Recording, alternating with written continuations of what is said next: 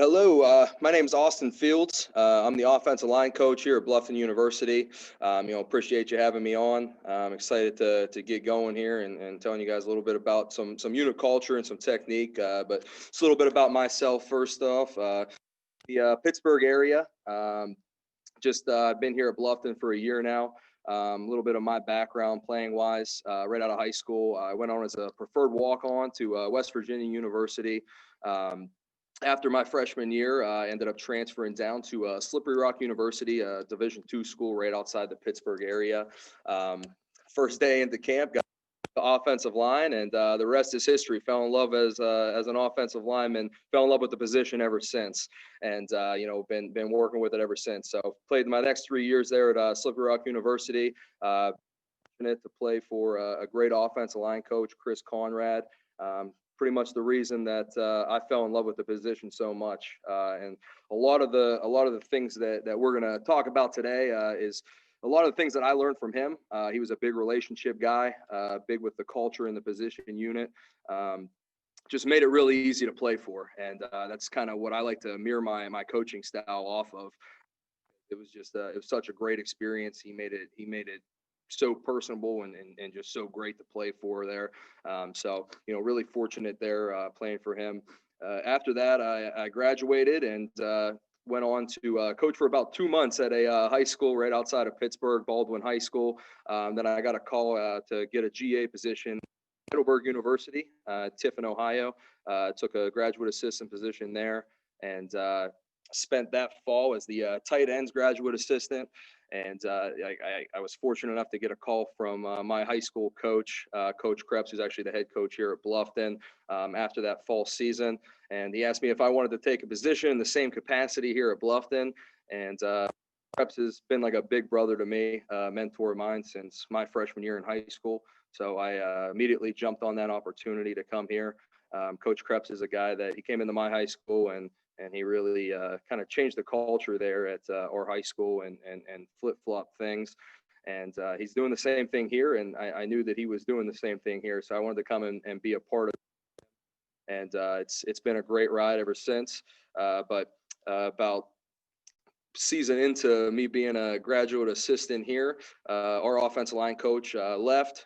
He got another position down south in Florida. So I got the opportunity to get promoted here as the offensive line coach and the recruiting coordinator. So really, really excited about it. And, we've been diving into things. I got a great group of guys, so they make it really easy to work with. But we'll jump in real quick.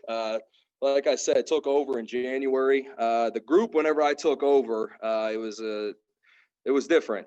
You come in here and you'd have your meetings, and after you got done with your meeting, those guys would all go their separate ways. And every offensive lineman knows as well as I do that to be a great offensive line, you need to be extremely close as a unit. That needs to be a brotherhood. That needs it needs to be so tight that every single time you leave this off together, you're doing everything together. And we didn't have that.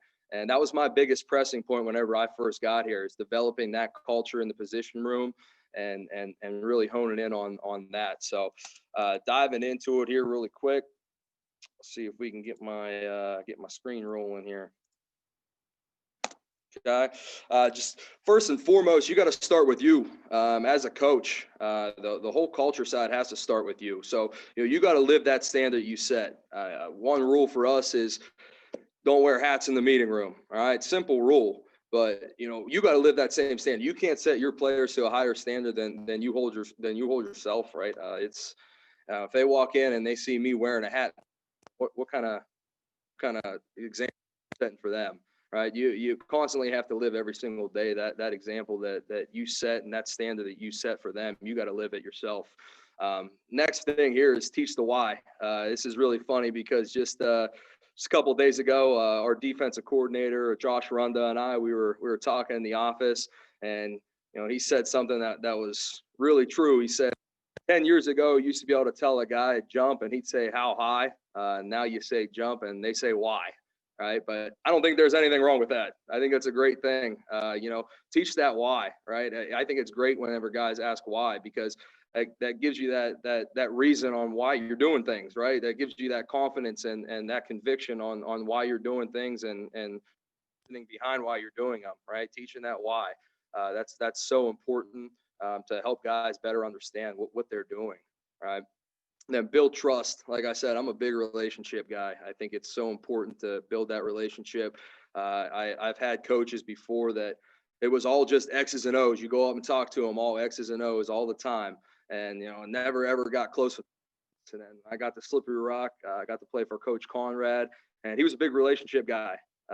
Fortunate to have that. You can go in and you talk to him about family. You talk to him about friends and what you're doing that weekend.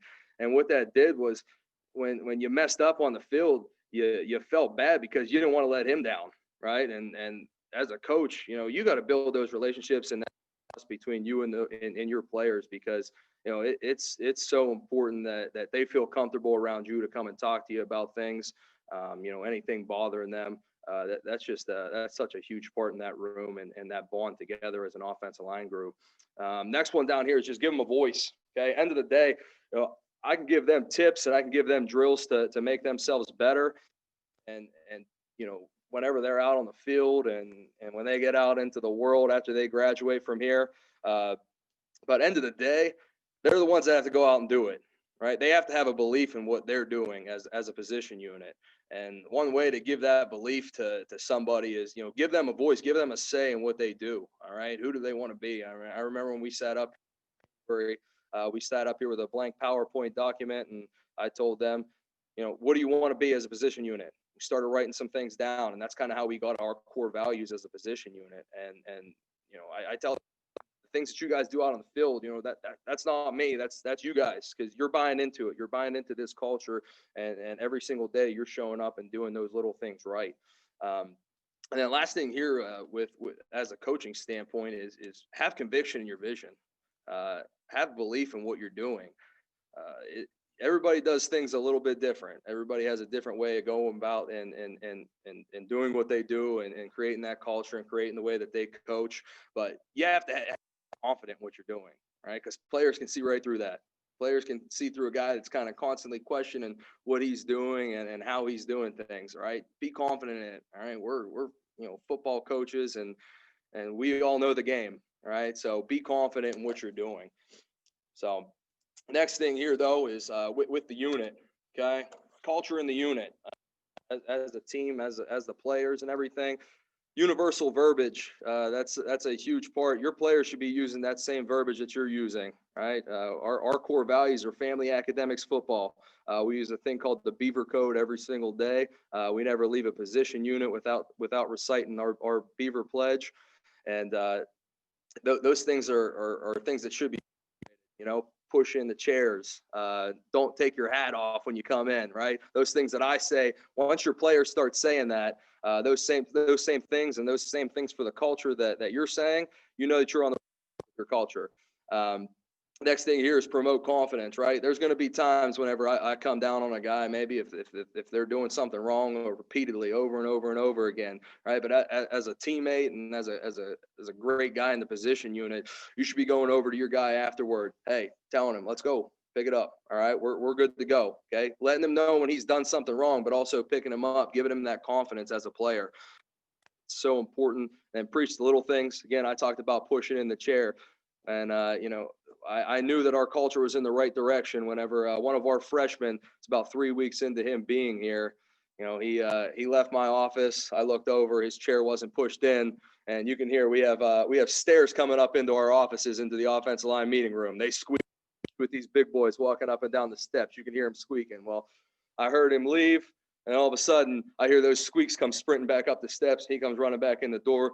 He pushes his chair in. He's like, sorry about that, coach, and walks out. So I knew we were kind of getting to the right direction. I mean, we're not where we need to be yet, but step in the right direction there in the culture things. But just those little things, preach those little things every single day. Make that a habit. Next thing down here is keep it light. All right. I'm a goofball. End of the day. All right. I love having fun. I love having fun with the guys coming in here every single day. I want my position group to be that same way. All right. We're going to get work done, of course. Right. There's going to be those times where it's nose to the grindstone. We're getting what we need to get done. And at the end of the day, though, we're going to have fun doing it because greatest game on earth. And football, there is nothing quite like the game of football. You feel like you're a kid out on the playground whenever you play this sport. never going to take that feeling away from our guys. And I want them to have that feeling that when they come out here, it doesn't feel like a job or a chore to come out to practice. It's just their time to come out, let loose, and have a great time. So keep it light all the time in your position unit. It's another thing that's just a huge part of building that culture. And then next thing here is be together. Like I said earlier, when I got here, those all go their separate ways. But I kept pressing that be together, go out and find something to do. I mean, now our guys on Thursday nights, they're playing poker. Friday, they're going and they're going out to eat somewhere every Friday before a game. And, that bond together, being together all the time, that's going to translate onto the field immediately. Going to have that trust within each other on the field. It becomes that nonverbal communication out on the field. When you're next to that guy and you spend so much time with your teammate that you get to that point where you don't even have to talk. You know them so well that it just happens. It's just a feeling that happens as an offensive lineman. It's hard to explain. If as an offense, those moments just happen when you're together so much, because at the end of the day, like I said, we're the weirdest guys on the team. We skip to the beat of our own drum, and we fully embrace it. But we're the closest unit, no doubt, on the team. But this is just kind of the motto that we live by in our position unit. We call ourselves the tribe. You probably saw that on the first slide. That's what we call our unit, the tribe. But strength of the tribe is the man, and the strength of the man is the tribe. It's that quote's straight and to the point. We're as strong as our weakest link, and there are no levels in our position unit. Every single guy has they have a say in what we do. I don't care if you're a 4-time All-American or a 4-year JV player, and what we do. If you don't like what somebody's doing, speak up, say something, right? Everybody's got to have a say in this thing. If you want to have that trust in each other and that family aspect, right? You got to let guys, they mess up, right? We don't, when we yell at family members or something, whenever they mess up, we're going to let them know, not because we want to be, mean to them or anything. It's because we care about them. We want them to be great. And, that's why I say that everybody has a say in this. And, we're strong as our weakest link. So jumping in, so this is just a thing that I recently started using, just kind of came up with. I call it the FPRs. This is great as a coach, just kind of a guideline that walks me through my day. Can use, players use it as well, but it's just the F's right here, the 3 F's for me: filter, factor, follow. This is just to begin your day, right? Everybody's got to start that day with making that practice plan or making the game plan, whatever it may be, right? First step, you got to filter out that stuff that you don't need, right? There's certain times in practice, you have 15 minutes of indie. Well, how are you going to use time to the best of your ability, right? You have to filter out some of that stuff that maybe you're doing well, right? Hey, hand placement. Hey, we've been doing great with hand placement. We're doing a fantastic job with hand placement. So, maybe we don't need to work on that today. We're going to filter that out. But what we're going to do, this second point right here, we're going to factor in some of the things that we're not doing so good at. All right. Like, hey, maybe our first step out of our inside zone hasn't been great. All right. Factor that in. We're going to factor that into our game plan or our practice plan. All right. Our practice plan for the day, we're factoring in first steps, because yesterday it was trash. It was terrible. All right. Just something really, really important there. And then follow. Last thing here, follow your plan. All right. You make a plan for a reason. You make a game plan for a reason, practice plan for a reason. Sometimes you're going to deviate off that, obviously, but follow that thing. Right. You made it for a reason. Stay to the task at hand. All right. Next thing down here, P's. Okay. Premeditate, form. Premeditate, right? You got your plan, right? Premeditate that thing. No, go through your head before you start practice. What are all the things that can go wrong? Because every day of practice, there's something that doesn't go the way that you plan, right? So you got to premeditate and you got to anticipate some of those things going wrong. So play it through your head. Play it through all the things that can go wrong, all the things that can go right, how you're going to react to those situations. Practice, right?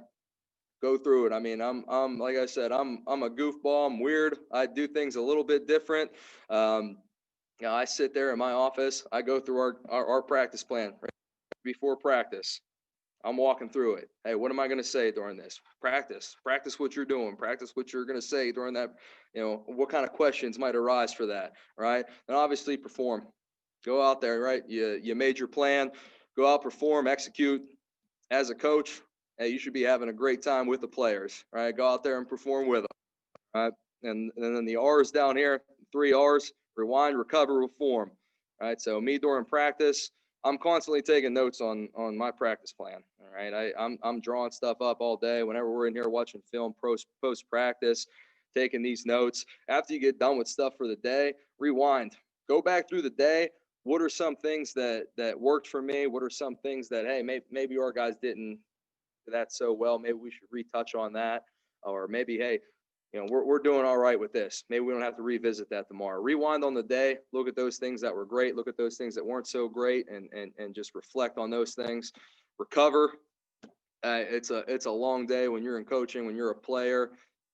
Got to give yourself some of that time, right? Got to give yourself some of that time to, be to yourself, right? Be away from everything. I know at the end of the after we get done watching our practice film and stuff, or we get done game planning for the day, I give myself 20 minutes. I just get on my phone for a few minutes, get away from it, let your mind rest for a little bit, and then jump back into it after that. All right, it's essential. Recover, get yourself back into the right state of mind after a long day. And the last thing here, reform. All right, every single day, find those things that didn't go well. After you rewind and everything, find all those things that didn't go well. Hey, now it's time to get better. So that practice plan or that game plan the next day, that's got to be better than the day before. You do this every single day. You reform yourself every single day as a coach, as a player. You have to constantly find new ways, find new ways to reach your guys.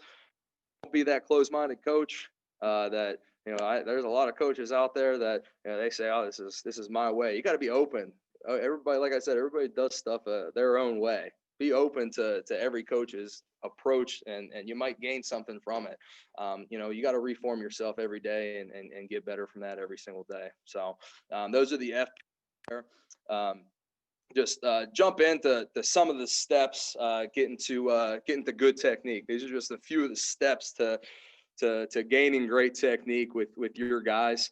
First and foremost, I mean, it's the culture aspect first. That's what comes first with technique. Because if your guys aren't buying into the culture and they're not buying into the little things that need to be done, they don't trust each other. Technique part really doesn't matter that much. If you don't have trust in your offensive line room, it doesn't matter how many dogs you got across the board. If they can't buy in and love each other, then probably not on the right track there, right? So that culture part, you got to get that part first, with the technique aspect. And then right here, second point, talked about the why. Start with the why and end with the how. I never ever do a individual drill or anything without starting with the why. Why are we doing this? What's this drill? What's the purpose of this drill? Explain the reasoning behind it. And when we're for our game plan with the guys, why are we running this play against this front?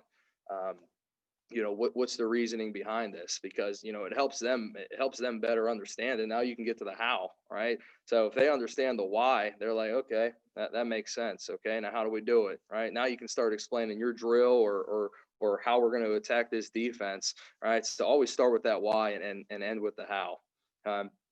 Next thing down here, teach them how to watch film. Right, it's crazy to me. Some of the guys that they can just log on to Huddle and they just sit there and they click through a game. Clip 2, clip 3, clip 4. It's not doing anything, right? It's unbelievable sometimes. So to get to the technique that you may need, like as an offensive lineman, a defensive lineman is gonna change the way that he does things on 1st and 10 compared to 3rd and 10. That's going to change your technique as an offensive lineman. It's night and day. It's completely night and day from a 1st down and 10 and a 3rd down and 10 in your technique as an offensive lineman. So, teaching these guys whenever they come in, how to break it down by field zone, how to break it down by situation, down and distance, and what to look for when you're watching film. Just watch those little nuances on how the defensive line reacts and what you guys are doing, how the defense is reacting to you in certain situations, because defenses change based on field zone. You can be in the open field and you can get into the red zone. They're doing something completely different. And, as an offensive line, when you're just clicking through a game and clip after clip, you're not able to see those tendencies. So this is one thing that we harp on all the time. And then teaching the game down here, teach the game, then the tick. It's baffling to me as well, just to see some guys that you talk about split zone with them, and they're like, "What's split zone?" It's like we run it all the time. Like, you shouldn't just look at what you're doing on the play, right? You got to know the game, and also getting to know reading defenses. Right? I say it all the time to our guys that good offensive linemen read the first level. Great offensive linemen, second level, where the linebackers are. Elite level offensive linemen, they read the defensive backfield, the safeties. They give everything away, rolling, that defense, a safety rolling down behind a linebacker. I'm like, hey, what do you think's going to happen? Oh, coach, I think they're going to blitz because they're replacing him somehow, right? So, all the time with how our installs are set up, our first couple of days of our installs all the time, that first couple of days is just this. We go over how to read defenses, how to watch film, how to break down film, and do those things and get better with that, because that's so important with what your techniques do, right? Are you in pass pro mode now? Are you in run mode now, right? What kind of move can you use to counteract that? Hey, 3rd and 10, this guy likes to hit an inside move. Okay, well, I'm expecting it now. I'm not going to give up my inside. I'm not going to quick set him because he might jump me inside. Right? It's just little things like that on, watching film and teaching the game and teaching things like that, and how that's going to help them. So that's just kind of my steps to teaching the technique right off the bat. But I did want to jump into some drill work with you. A lot of the drills that I do are some things that I got from Coach Conrad at Slippery Rock University. A lot of the times people will come up here and they'll see us running our individual periods and they'll say, "What the heck are those guys doing?" And our offensive linemen, you'll see what I'm talking about here in a few seconds. Our offensive linemen have adapted really well. It's really worked for us. But right off the bat, talking about run game here, just a run game drill for us, our run block destruction. I like to do things in progressions. I like our guys to get a feel for every last step in their progression, in the run blocking progression. I think that's so important to break it all the way down, bring it all the way down to square one, and really each step in that progression and how it feels and what you should be looking for and how you should be feeling when you do that. I'm a big proponent on muscle memory. I think if you do something over and over and over again, it's just going to become habit. It's just going to become muscle memory for you. So right here, phase one right here, one knee. Okay, that's what we call the drill, just one knee. All right. We work with the bands. All right. A lot of the stuff that we do is with resistance bands. These workout bands, again, we got guys coming in from, other come in and they'll say, "What the heck are these guys doing with resistance band?" I'm standing down there with these workout bands. These guys think we're going down and just doing some stretching down there. But right off the bat here, this is just one of the first drills, first progression right here. From one knee right here, we're really working on honing on, putting on the weight on the instep right here, working on that press off the first step. So we're not false stepping. This is really working on that, getting rid of that fall for you. You can see right here, it's our left guard. All conference kid for us. But right off the bat, we're looking at shin angle right here. You can tell he's got that angle in his shin. He's got that weight loaded up on his instep right now. Big part of this drill, play it through real quick. Okay, biggest part of this drill is we want to push out, not up. Okay, you can see right here, he's doing a really good job at loading up that weight straight out this way, right off of his instep. He's not pressing up first. Okay, that's the biggest part of this drill, is getting that feeling of pressing off of that instep. All right, so really good job here by him. Another one here, pressing off vert. All right, good job here. This emphasis on that press out. Okay, can bring you 2-1 right here. This is a great example. You can see you'll watch Dustin right here.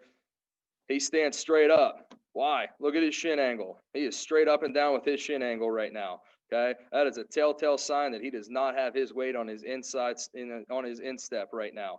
Okay, so there's a telltale sign. I knew it right before he even jumped off right before he the drill. I said, he's going to stand up first. You can see him right here. See the difference right here. See him standing up first. Coming up out of his stance. He is not loading up that foot. All about the shin angle on this drill. Okay. Resistance bands, they really give you that opportunity to, now you're really focusing on, hey, I got to keep a great posture through this, or that band's going to pull me back. It's keeping that resistance. And I'm telling you what, you take these things off and you go to a team period, you feel like you're about 20 pounds lighter going through a team period without those bands on. Okay. Now we're jumping into phase two. Phase two for us right here, coming out of the 2-point stance now, still banded up. You've gotten that feeling of pushing off the instep off that one knee. Now we're going to put it into practice here out of that 2-point stance. Big emphasis here. We're trying to work on gaining ground with this first step right here. We call it a fire 45, trying to get a fire 45 step coming straight up field here, right? Pressing off the instep. Again, you can see the good shin angle right here that Hunter's doing right here. Good job here. Press off. You can see he's gaining ground here. It doesn't have to be an extreme step here with the first step, but he's still gaining ground with that fire 45 step right off the bat. Off, no false step. Getting vertical. Okay, getting vertical with the second step here. All right. Great example, just going the other way right here. Okay, still gaining ground with that first step. Gain ground, fire 45. Press off, no false step. Okay, another example, guys. See right here. This is why we hone on the next drill we're about to go over here in a few minutes. See this second step. My man, Mr. Jackson here, sucking the foot together, losing the base, right? The base, focusing on the press off.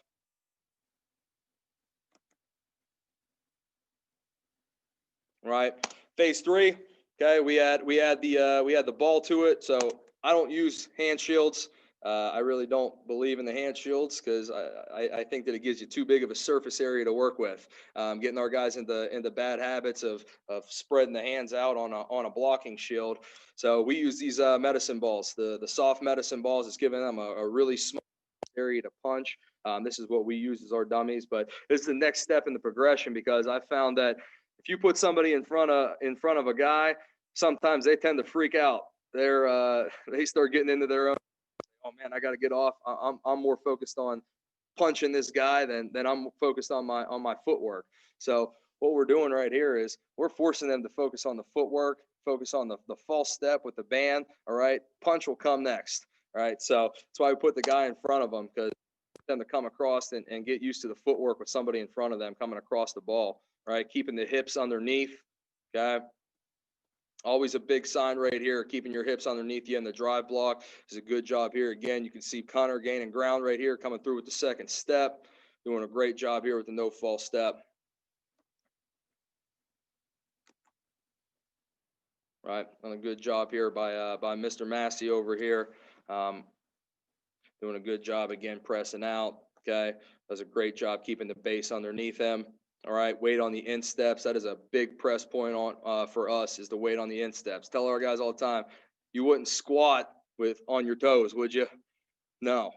So why the heck would we drive a 290-pound guy off the line of scrimmage on our toes, right? That's not where our power is. Power is on the inside of our foot, the insteps of our feet. It's where we should be pressing. So big emphasis on these drills.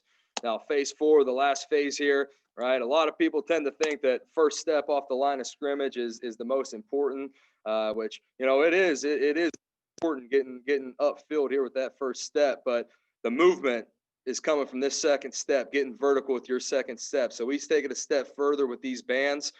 We wrap a second band around our drive foot right here. I call it our power step. Wrap that band around our power step. And we're really focusing on getting vertical. So the great part about these bands is they're going to tell you if you're doing it wrong. Because if you're not stepping vertical, straight vertical upfield, if you're bringing this foot in with you, well, this band's going to open you up. It's going to open your hips back up this way, right? If you're dragging this foot along, right, you're going to get opened up by this band. So it's showing you exactly what you're doing wrong. And right here you can see, it's really, really giving you that feeling of, hey, I better drive this second step through and get it in quickly. right? So you can see this second step, he is really focusing on getting this thing in the ground as quick as possible, getting vertical, trying to split the crotch of that defender, getting it in the ground right now, okay? So really good drill here for getting that second foot in the ground. You could just tell just the amount of effort that's going into putting that second foot into the ground here. So last one here with that. Let's see, Marcus here, freshman. So he struggled with this coming right out of high school. So he was a freshman this year for us. Really struggled right off the bat with getting that vertical. He had that bad habit of sucking his feet together, and he learned real quick that hey, if you do it the wrong way, this band's open you. So he spent a lot of time with this, and it paid off for him here in the season. Getting that foot into the ground, getting vertical right now, being violent with that second step. Okay. Now we're going to just jump into a couple pass game things. These are just some drills that we do usually, at least once a week, every single week. We're going to try to hit up something, but bands make an appearance every single day. Our guys know it. So the resistance bands are always going to make an appearance for us. But jumping into some of the pass game stuff, right? We do some of the line sets with the bands. Just find the line anywhere on the field, and you're going to use that. That's going to be your guide point, right? Big thing for offensive linemen. A lot of guys set out, give that guy the inside, give him the inside rush lane. Our aiming point as an offensive lineman, I mean, we'll just say right here, this guy sitting right here with the bucket hat, right? We'll just say I'm the defender. As an offensive lineman, you want to keep your corner of your eye right here. You want to keep it on the corner of my eye. That's when you know you're in a great position as an offensive lineman and you're set. The second you get grill to grill with that defensive, you've gone too far and you're set. When you get grill to grill, you're giving this guy a two-way go. You're giving him two options, right? So that's why we hone in on this drill right here, staying straight vertical in our pass protection. That great posture. This band's forcing you to keep that posture, keep that back up, because this band's starting to pull you forward. So it keeps you into that habit of really keeping the back out, keeping the head out in your sets. So again, using that line as a guideline. If I video on, you'll probably hear me screaming at these guys, telling them keep their eyes off the line, don't cheat it, don't cheat the drill. So make sure you guys are always keeping their eyes straight ahead, straight forward, kick it straight back on the line. Just switch sides, right? Switching each side of the line. It's a good job here. Like to see him keep his hips closed a little bit more here, but overall, pretty good job here. Right? Use it as your guide. Okay. Next ball here. Next drill here. Got the 2-ball drill. Great drill for the change of direction. Set, post. You can post then set. Right here, I believe we're doing a set and then a post. But a good change of direction. It really helps out with your timing on your punch. You're going to throw these balls at the offensive guy. These defensive guys are going to throw this ball. And it's helping this offensive guy time up his punch. Sometimes we'll throw a little curveball in. We'll fake throw the ball. Just being patient with your punch. That 6-inch punch. That's all you need as an offensive lineman. A little quick 6-inch punch. So really good timing aspect of it right here. Time it up, right? So jump into this and just do some set, post. Again, you can post first, then set. Then after your 2-ball drill, you can fast forward it into the 3-ball drill. So this one's the one we have a little bit of fun with our guys. I'll send somebody back here behind. They give each one of these guys a number, which sequence they want to go in, and all this is you're taking a quick set off the line, real quick up and down set, and now you got to figure out, hey, who's coming first? What do I got to do? Right. So I mean, we're on the you can see the up foot here, post foot's up right here. So Dustin right here is he's on the left side of the line. So you can see his post foots are going to be down this way. His sets are going to be back this way. So this guy wants to throw the ball first. He's going to post down right now. Anything after is going to be a set. So this guy wants to throw second. He's going to do it. He's going to set to this, right? So it's just in sequence. It's giving you that change of direction, and you never know which ball's coming next. So you really have to focus in on which direction you got to go to. What do you got to do? You got to take a set. You got to take a post. So just giving these guys a number in order, which way they're going to go. So you can see set, right? Set, he's posting down first. Time up the punch, taking his set to number 3, posting back down to number 2, right? Again, just timing up the punch, getting great with the change of direction, right? Staying square with the shoulders. All right, so it's been a really good drill for us with, especially like on the man side and changing the, never know with this guy, hitting an inside move maybe on you. You got to change the direction real quick, pressing off this set foot, putting all your weight, transitioning your weight back onto that set foot, transition it back into your post. So really good drill for that change of direction stuff. Okay, pop-up punch. Again, we hands in a variety of different ways. This is just a great drill with keeping active hands right here, using the pop-up. Just have the defender right here, pulling that pop-up almost all the way back to the ground. Great part about these bands, it's going to tell you when you're in a great pass posture or not, right? We put these things right around the shoulder blades. You can see right here. If you start hunching over, well, it's going to roll up on your shoulders, right? If you start tipping back too much, your back's too high, you're too high in your pass protection, in your posture, things going to roll down your back, right? You're in a good pass protection posture if you're staying, right? You're keeping those shoulders in line, keeping those hands inside your framework. And we just play active hands right here, all right? We start out with just a 2-hand punch, do that for 10 reps. We switch to an offset punch, and we go to an active hand punch, right? So whatever sequence you want to use, okay? Right over here, you can see Isaac. Isaac's not doing a very good job right here. He's in a terrible pass protection, in a terrible pass posture right here. Mr. Massey over here does a pretty good job staying in his pass protection. But you can see that bag's going to continue to come back at you. It's just timing up that punch and staying active with it. Okay, we got to use our hands just as much as the defense does, right? Our hands have to stay just as active as the defense. Just getting them into a good habit of constantly staying active with the hands. Then last couple of drills here, I just want to jump into. We got a bad position drill right here. Get into that mode. Every offensive line into that mode where they're in oh crap mode, right? They got the straight legs. The fender has the hands inside hand placement. You're getting bull rush, and you're like, uh-oh, what's next, right? So this is a great drill for just sinking the hips, replacing. You got to tell the defensive guy, give him a great look, right? Don't play patty cake with him. Give him a great drive. Have that inside placement. Offensive guy is going to have his hands on the outside of the shoulder blades.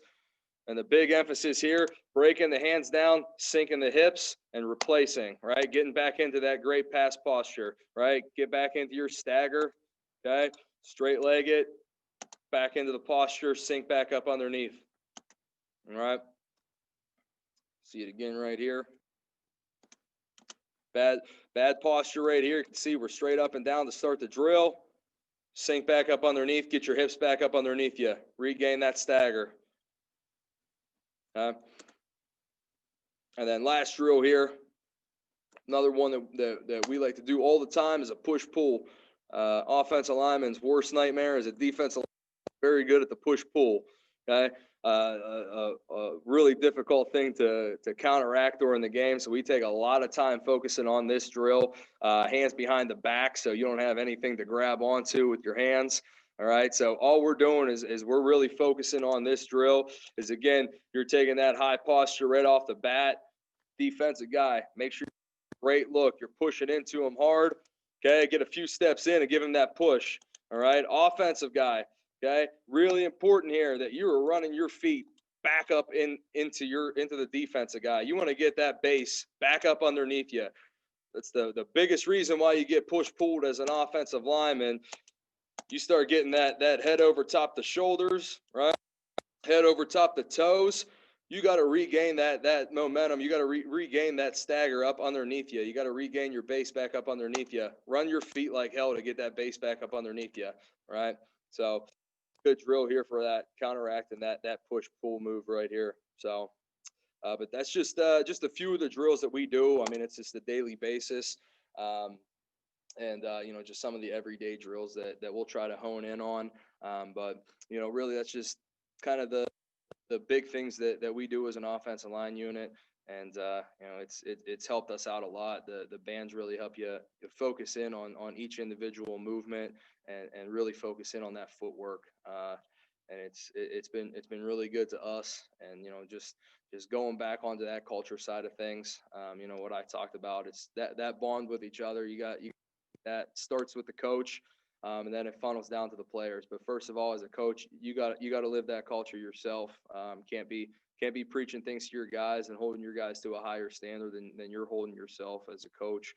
And I think that's just one of the most important things of the whole culture aspect is don't tell your players to do things that you wouldn't do yourself. But I appreciate the time today, and just being able to get on here and talk some football tonight. I always love it when I'm able to come and talk some offensive line play and talk some drill work and some things like that. So it's been a great time doing this. I had a great time kind of making the presentation and just kind of things. But if anybody has any questions on any of the drills, or if they have any questions on any more drills that I may have, feel free to reach out. I'll put my my information.